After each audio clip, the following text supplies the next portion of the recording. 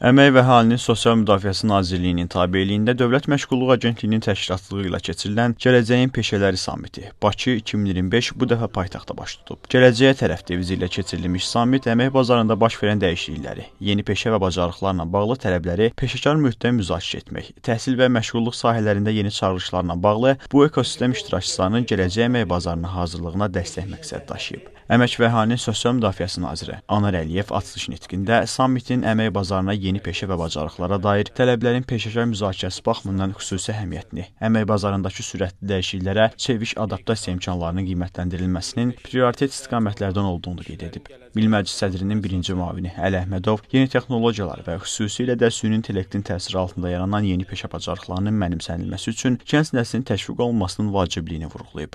Kiçik və Orta Biznesin İnkişaf Agentliyinin İdarə Heyətinin sədri Orxan Məmmədov kadr potensialının gücləndirilməsinin gələcəyin rəqabət qabiliyyətli bizneslər üçün əsas şərtlərdən olduğunu vurğulayıb. Qeyd edək ki, Gələcəyin Peşələri Sammiti çərçivəsində ilk tədbir bu ilin oktyabr ayının 30-da Naxçıvan şəhərində keçirilib.